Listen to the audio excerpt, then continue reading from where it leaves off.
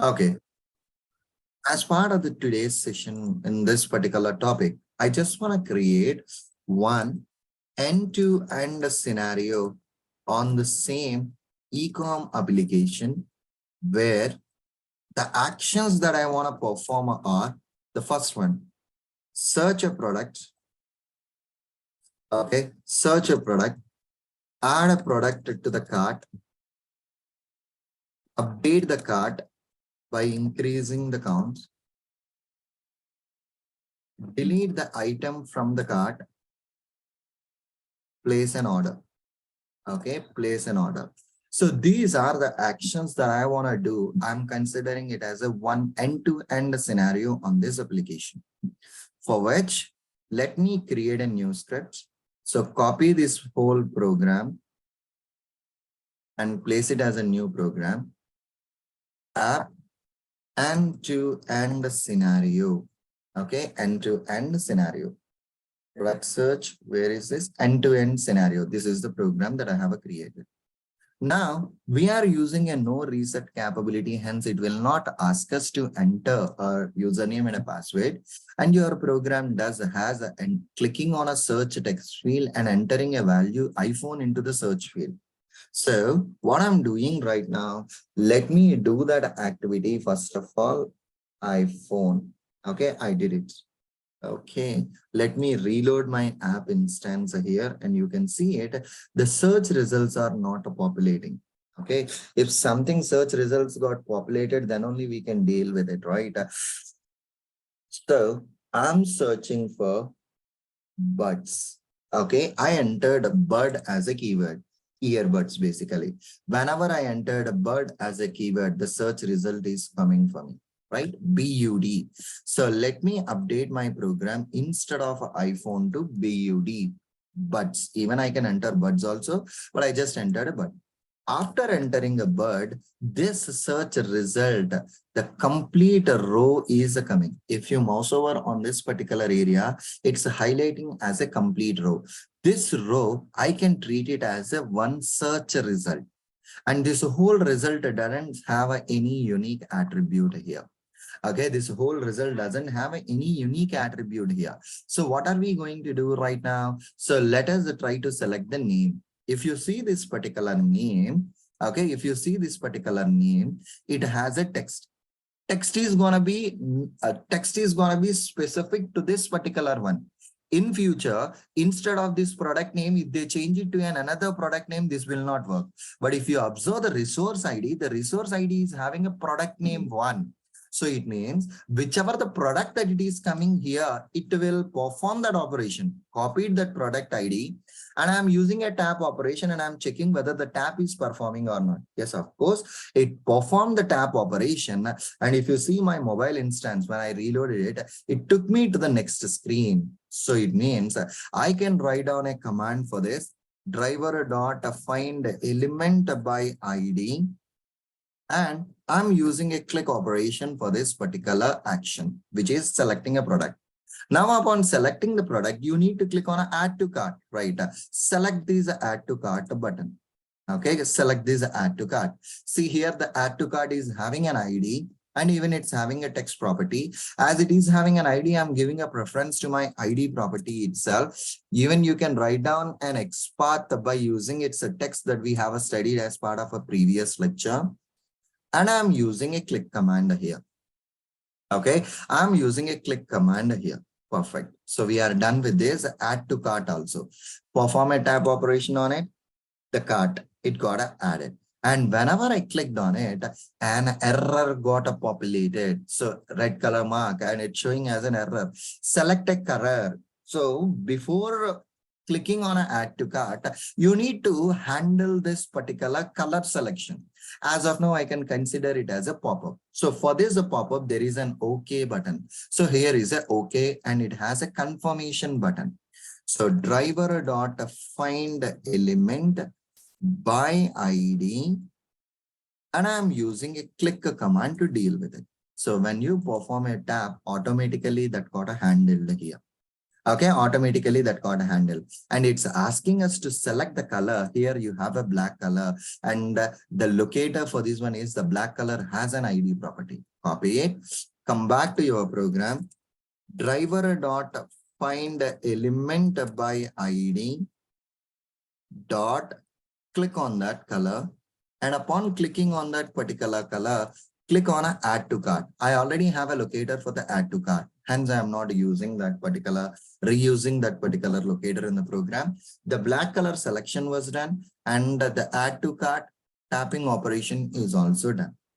And now again and another pop-up got displayed for me, product added, hit OK. So this OK, it has a confirm button. Copy the locator, come back here, driver dot find element by ID. So guys, here we are trying to automate the flow. Here we are not trying to add any assertions on whether the individual screens are populating or not. If your objective is to do so, you can do that activity too.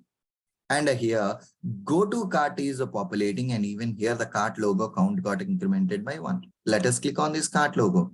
Even this cart logo has an ID property. Copy it, come back here, driver dot find element by ID, and I'm using a click.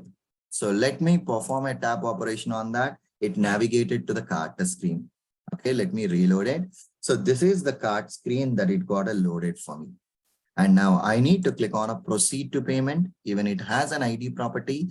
Let me come back, driver dot find element by ID dot a click. Okay, so there is an issue with the application. Whenever you use with the proceed with the payment, the application is crashing. So this is not the customized app that we are working on.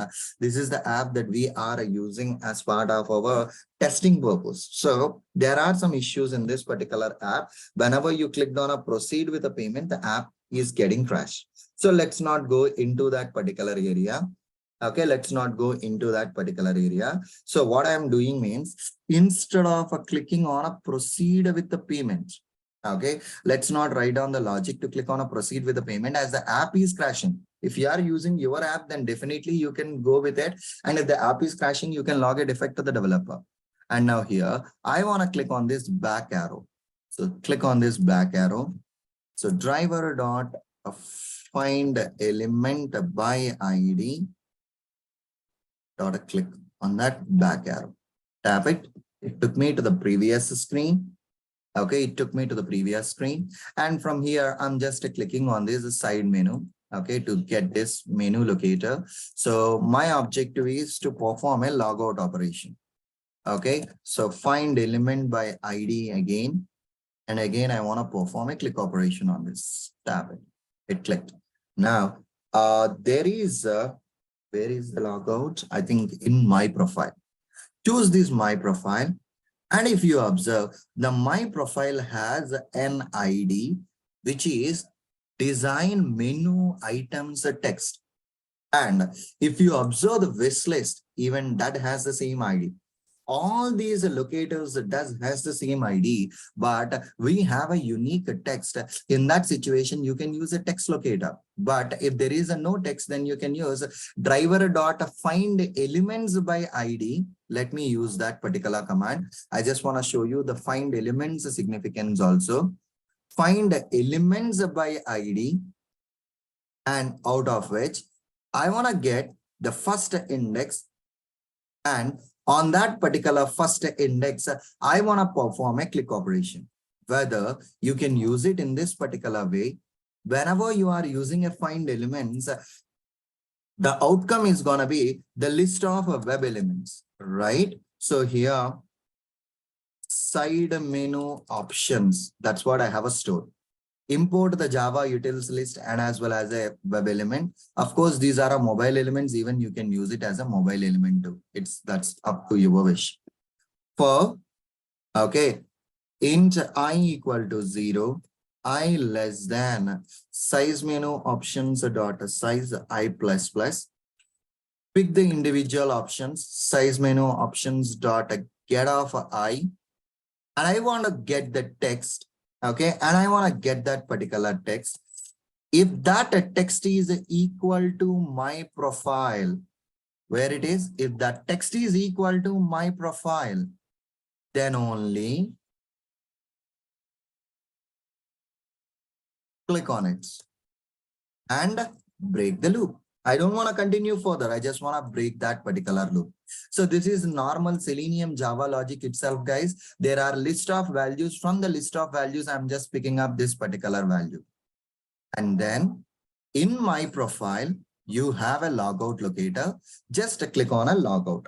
See here, there is a locator for logout. Identify the locator for logout, copy it, and driver dot find element by ID, not a click. That's it. So whenever you click on a logout, a pop-up will display for you and identify this logout button locator, get it, and directly place it in your program. Okay, find element by ID, not click. That's it. So this is the way how exactly we need to create a program for an end-to-end scenario. Let me run my program and see whether it is performing this operation or not. Okay, as said, as the visor is not working, you can't see my screen, but in the starting of the execution, you have a program execution started message. At the end, you have a program execution completed. And of course, if some errors got populated, your console will show those error messages, then we can fix those things. Okay, done the deal. I started my execution. It launched the app and it clicked on the search text field. It clicked on a bird and it clicked on an add to carts. And it performed that particular operation. It navigated to go to cart and it clicked come back. And now it will fail. Okay, the reason what we have done is, okay, from the payment screen, okay, from the payment screen, we navigated back, which is navigating to the product details screen. You need to navigate one more time, that will be navigating to the home screen. That's it. This is the scenario. You just need to update the script and run your program. It will execute successfully. That's it. Okay, done the deal. And this is